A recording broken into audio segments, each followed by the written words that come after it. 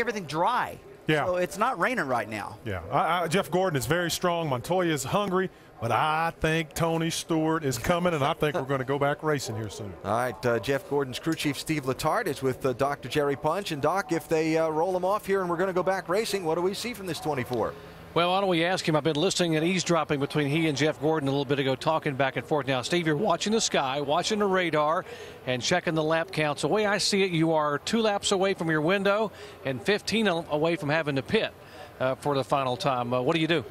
Well, it looks like we have 5 or 10 minutes here for NASCAR to repair that wall, so we should know whether we're going to be out of the rain or not. But we're going to be aggressive, that's for sure. We're going to go for the win any way we can, whether that's to come pit or to stay out. We haven't decided yet, but DuPont Chevrolet's been good, real good all weekend long. It's real good today. Just drove a great race, so hopefully we can get it to fall our way. You were chasing the track early on. I heard you kept telling Jeff, we're going to stay ahead of it. We're going to think ahead of the track. And when the sun came out, the car got a little bad, got a little tight. And then when it went back in, you guys got really, really good. Any changes here if you would make a final stop? I think we need to work on it a little bit. I mean, you can always be better. But Jeff's feedback's been great today. That's something we've worked on all year long. And I feel this is probably one of the better races we've had for it. All right, Steve Letarte up here, and boy, do these guys want a win. It has been 49 starts, Jamie, back to March 5th, 2009 at Texas since Jeff Gordon has gone to victory lane. Well, it's been quite a while for the 14 of Tony Stewart as well, and Darian Grubb, his crew chief, sitting here. You guys have a nice view down into turn 1 here. So what do? This thing goes green. Are you counting that we're going to get 35 laps in?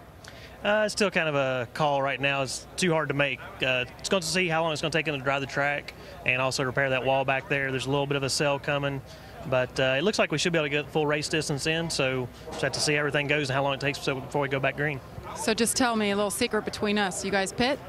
You'll know when I keep the radio up. Oh, there you go. He's playing coy with us. I just asked him, hey, Tony Stewart's been pretty quiet on the radio during this red flag, and he said, yeah, he's probably sleeping, just resting up for another 35 laps. Marty.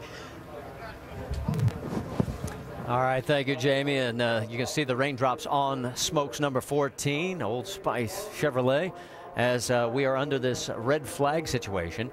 And it gives us a chance to check in with Mike Massaro. He's caught up with Brian Patty. And Brian assessing the situation right now. Assuming we go back green before the rain comes, what's the plan? Not sure yet. We'll have to see the weather. Obviously, it's going to play a big role. If we're going to complete the laps, we can't go many more laps, if it goes back green. So we'll see. This car's been really good. It's the best we've run here at Pocono in a long, long time. So it's good that we've had decent pace, and P2 right now is not too bad either. How do you feel you match up with Jeff Gordon and Tony Stewart right now? It seems like the 14 we can get away from a little bit, but the 24's got a really good car. So, if the leader takes the outside, getting through one's a struggle on the bottom, and that's why we just got single file and did the best we could, and it worked out so far. So, we'll see. We'll see on the next time. All right, thank you, Brian. Obviously, guys, this team looking for some redemption after last week. All right, thank you, Mike. And you can see there is the work on the barricade on the turn 2 area, and that is where I believe that's where Kurt Busch's contact was. So yes, there is the marks. So that work is going to take us a little bit more time, and as you can see at the top of your screen, our red flag is now 25 minutes, just shy of that. And it's going to take us a few more minutes before we go back to green flag racing, because we got to make sure this track is totally dry. It is not raining at this moment, so stay with us. Checkered flag in the air. The 52nd Daytona 500 to Jamie McMurray. That was so awesome. I told my wife today, she's like, if you win tonight, I'm gonna cry. It's unbelievable, really. I can't explain it. The question now is only about fuel. Frankitti's last lap at only 208 miles an hour. Take your time. Everyone in the grandstands are on their feet. Checker flag. Well done. Well done, boys. Chip has won the Daytona 500 and now the Indianapolis 500. Chip Ganassi, he knows he's this close to making history. Jamie McMurray is going to win Daytona and the Brickyard 400. Chip Ganassi saying, pinch me, is this real? Yes! Yes!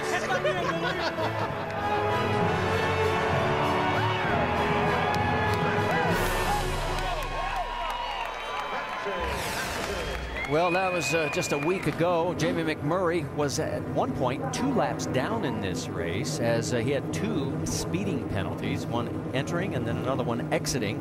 Right now, he is shown in 15th. And yes, if you hear the grumble of race engines, that's right, they have refired. Let's talk to him. DJ? Hey, Jamie, Dale Jarrett, you have a copy? Yeah, loud clear. All right, man. Been quite an adventuresome day for you. How's your car right now? It's the best it has been all day. Bono's done a really good job of making the right pit calls there and getting us back on the lead lap, and they've made the right adjustments, so it's a lot better than it was at the beginning of the race. So this is going to be a little bit crazy, I think, when we go back green. Some guys with tires, some with not, so it should be exciting for everybody. Hey, Jamie, have track conditions changed a lot as the sun went in and out and we've been under clouds here quite a bit lately? Yeah, definitely. The track seems to be really sensitive to the sun. Just amazing the amount of grip that the track will gain when the sun goes away. So yeah, absolutely. And it's I got a dark shield on. It's pretty dark out here right now, so it's gonna be wild here. All right, man. Have fun, and we'll watch you go to the front. Okay, 10-4, thanks. You know, he makes a good point. You can see the shield right there, DJ. You remember those moments, and how bad was it to see? Yeah, it gets very difficult, and a lot of times, depending on how much air you have coming in the car, you had to raise that shield at times. A lot of guys don't like to do that. Well, especially right now, we've got so much debris and speedy drive on the track. If they raise that shield and try to race, they'll just get a face full of dirt. Mark's got the clear one on, because he'll be fine. Yeah, you see, some guys probably noticed it and thought that we were gonna have a day like that, where it was gonna possibly have showers and be cloudy some of the time. See, Jeff's another one that looks like, and some guys will wear a cover over that, actually a tear off that they might have started with something a little darker than that over that, but as the clouds rolled in, then they were able to adjust with the clear shield. I've also seen other drivers, Carl Edwards one of them, that will actually wear sunglasses under a clear shield. Gives them a lot of flexibility when this happens. Well, our red flag is over. We are now under a caution situation, our 5th. The red flag was 29 minutes in length, and we are going to get to, not maybe this lap, but not too shortly, pit lane is going to open. What's going to be the call there, crew chief? Well, you're going to be looking at the radar, and I don't have access to it right now, but I think you would think these guys do, and there'll probably be some gamblers that'll stay out, that'll try to make it another, maybe even 10 laps or so that they can run on fuel. And, you know, if you think it's going to go all the way, this is the time to pit, because you can probably make it from here. Well, we heard Brian Patty say, you know, remember, he stopped earlier with the 42. He only has 6 laps maximum that he was talking about before they'd have to stop. Yeah, you can see right now, this is Gil Martin with Kevin Harvick's team. He's trying to figure out what to do. And I don't think anybody's inside the window. We haven't seen anybody go 35 laps. Well, 35 laps might be just outside that window, but if they can save a little fuel, they might be able to make it. And we really haven't seen anybody push the fuel mileage. We've seen them pit for tires and short pit, but nobody's really pushed fuel. Andy, I was just listening to Steve Letarte and talking to Jeff Gordon this morning. You know, they're second in points, and they said, you know, if we want to, we can gamble. We can gamble because we really want to win a race. And in fact, Jeff said, I'd rather be 7th in the points and have 2 wins than 2nd and have no wins. Now, if you're these guys and looking at the radar, notice there are patches of green all around the area. What do? Do you gamble and stay out? Because you can go 15 more laps currently on the fuel they've got in the car. If the rain comes, then you're the winner. Well, Doc, you know, this is the perfect opportunity to gamble if they're going to do that. The problem with Jeff is they've got a good enough car to win it just about either way, and that's why this is a tough decision for them, because it's a gamble either way. They've got the best car out there, and it's probably going to be somebody else gambling against them that's going to beat them if they get beat.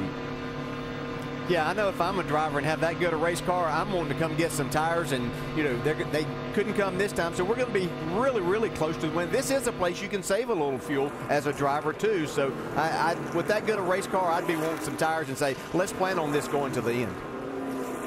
You can see the jet drivers out there. They are finishing up the work on the Armco barrier. Let's talk about what's going to be coming up. Obviously, our race is going longer today, but we still will be followed by SportsCenter. And coming up after the race, Carl Edwards will give his take on what happened out there on the track in the pit studio. We'll obviously have more with the race winner and additional post-race interviews. So even though we're going a little long, that's what's coming up on ESPN SportsCenter. Well, Carl Edwards is going to have some good comments. He's been in the middle of a lot of hard racing today, so be interesting to hear his take on it. You know, to put a period on Elliott Sadler's day and how bad it was today versus how good it was yesterday, this will be the first time Elliott has DNF'd here in 24 races. He's always been around at the finish, but not today. He was just a victim of that last crash, but man, it was a hard lick. So now we're going to